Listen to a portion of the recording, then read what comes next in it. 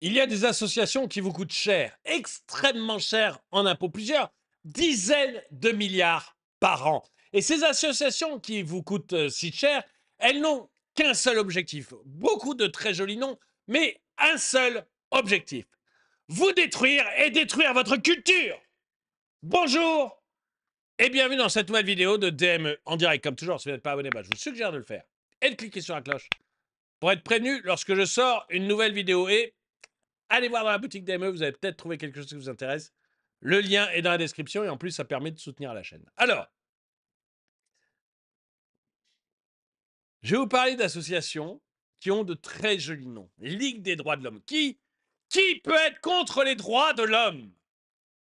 Mais ces très jolis noms n'ont qu'un seul objectif, vous faire fermer vos bouches. Parce que vous ne pouvez pas être contre la Ligue des droits de l'homme. Ils défendent les droits de l'homme. Ou alors vous êtes fasciste si vous ne défendez pas les droits de l'homme. Eh oui. Donc vous ne pouvez pas être contre la Ligue des droits de l'homme. Mais voyons, de quoi s'occupe la Ligue des droits de l'homme? Alors, je cite la Ligue des droits de l'homme, il y en a un paquet d'autres. Hein. Mais c'est ce qu'a fait la Ligue des droits de l'homme qui m'amène à en parler. Regardez. La Ligue des droits de l'homme a demandé l'interdiction des crèches de Noël, notamment dans une mairie à Beaucaire, mais un peu partout en France en fait. Et si le maire refuse de retirer sa crèche à la demande de la Ligue des droits de l'homme, eh ben la Ligue des droits de l'homme l'attaque en justice pour faire supprimer la crèche. Parce que le problème aujourd'hui en France, l'énorme problème aujourd'hui en France, eh bien, c'est qu'il faut absolument interdire les crèches de Noël dans les mairies. On a toujours mis des crèches de Noël dans les mairies en France, toujours. Mais maintenant, il faut absolument l'interdire pour faire place aux nouvelles religions qui sont demandées par ces associations. Parce que je ferai remarquer que la Ligue des droits de l'homme, on ne l'a pas beaucoup entendu sur d'autres sujets qui me semblent un peu plus intéressants. La Ligue des droits de l'homme, par exemple, où était-elle quand il s'agit de Boualem Sansal? Alors, Boualem Sansal, pour ceux qui ne savent pas, c'est ce monsieur. Vous savez, c'est l'écrivain franco-algérien qui s'est fait arrêter en Algérie. Il s'est fait arrêter, si je ne me trompe pas, le 16 novembre. Je ne me trompe pas d'ailleurs.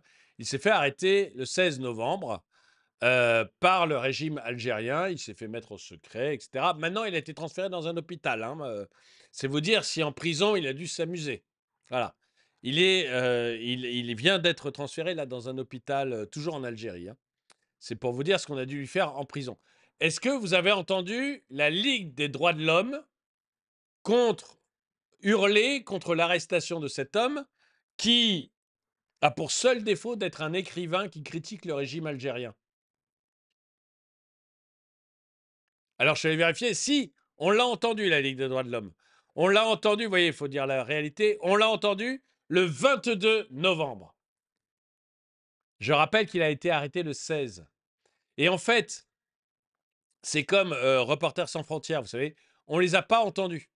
On ne les a pas entendus râler, ni la Ligue des droits de l'homme, ni Reporters sans frontières. Et du coup, tout le monde est monté au créneau en disant, mais attendez, vous faites quoi? On arrête un homme dont le seul tort est d'avoir critiqué le régime algérien, et vous dites rien alors que vous voulez à ce point casser les pieds des Français tous les matins sur des sujets nettement plus prime-sautiers comme les crèches de Noël? Que faites-vous? Et au bout d'une semaine, la pression était tellement forte que, ça y est, Reporters sans frontières et la Ligue des droits de l'homme ont demandé ce qui se passait. Une semaine. Une semaine. Où était la Ligue des droits de l'homme alors qu'une loi vient de passer en Iran légitimant la peine de mort pour non-port du voile? Où est la LDH quand les églises se font attaquer, comme c'est le cas à Creil? Non. Le but de la LDH, le but de toutes ces belles associations, c'est de détruire vos traditions. Et leur problème à eux, c'est pas des écrivains qui se font arrêter par des régimes totalitaires, c'est ou des églises qui brûlent, ou des lois en Iran, ou voire même, je ne sais pas s'ils ont parlé de cette loi en Irak sur le fait d'avoir le droit de marier des filles de 9 ans. Je ne sais pas si la Ligue des droits de l'homme s'en est occupée, j'en ai pas, là je ne sais vraiment pas, donc je ne peux pas en parler. Mais pour eux, c'est pas ça le problème. Pour eux, le problème, c'est votre crèche de Noël dans votre mairie. Ça, c'est inacceptable. Et il faut savoir que ces associations qui vous coûtent, qui viennent détruire nos traditions, puisque c'est une tradition, hein, je veux dire, la crèche de Noël, c'est pas réservé aux catholiques, hein, moi, je me souviens que la mairie de Paris faisait une immense crèche de Noël sous Jacques Chirac. C'était une très grande crèche de Noël qui était sur le parvis de la mairie de Paris. C'était très grand, hein, et ça se visitait. Et il y avait une file d'attente gigantesque pour faire tout le chemin de la crèche de Noël, voilà, qui était un truc immense. Il n'y avait pas que des catholiques qui faisaient le chemin. Je veux dire, c'est pas un chemin de croix, c'est pas et c'est pas non plus une procession catholique. C'était juste beau, c'était juste la tradition, et ça plaisait aux catholiques, aux non-catholiques, etc. Et moi, en tant qu'enfant, vous voyez, je l'ai fait ça quand j'étais enfant. J'avais 50 ans, je m'en souviens encore. C'était juste la tradition. Pourquoi on veut nous interdire nos traditions? Pourquoi? Quel est l'objectif? Quel est l'intérêt? Et ces associations, elles vous coûtent un fric de folie. Regardez, à supprimer toutes les subventions à ces associations. Donc vous avez France Terre d'Asile, 57 millions. 57 millions. Coalia, 97 millions. La Croix-Rouge, 39, 40 millions. Bon, la Croix-Rouge, on peut peut-être la garder, je ne suis pas sûr s'il faut vraiment... SOS Solidarité, 26 millions. Enfin, vous voyez un peu tout ce que vous coûtent ces associations qui sont, en fait, pour la plupart, des associations Accueil sans frontières, 5 millions 4. Toutes ces associations qui sont, en fait,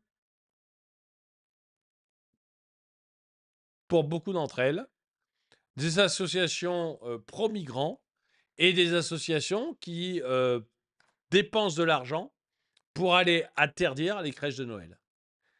Moi, j'en ai ras-le-bol. J'en ai ras-le-bol qu'on s'attaque à nos traditions sous des prétextes fallacieux. Vous me direz ce que vous en pensez. Quand on voit qui dirige la Ligue des droits de l'homme, voici le clan des gauchistes qui prennent ces décisions. À quand une vraie LDH soucieuse des droits de l'homme et non pas du stalinisme? L'État contribue à financer ces hurluberlus qui ne sont à peine que 10 000 en tout. C'est dire la surimportance médiatique délirante. Donc voilà, vous avez une activiste Mediapart, vous avez Patrick Baudouin qui est pourfendeur de l'extrême droite, Françoise Dumont, gauchiste. Enfin bon, je ne sais pas qui a écrit ces qualificatifs, mais voilà, il y a un moment... Comme vous n'avez pas le droit de porter des armes, ni même d'en posséder, autre qu'à titre sportif de toute façon, sachez que votre avis, on s'en fout. Regardez le nombre d'associations. Tout ça, ce sont les associations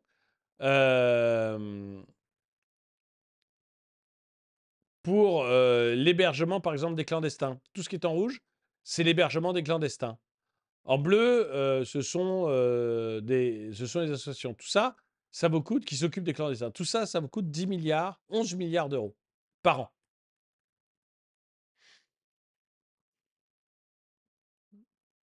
Dissolution de toutes les actions politiques malfaiteurs en bonne organisée.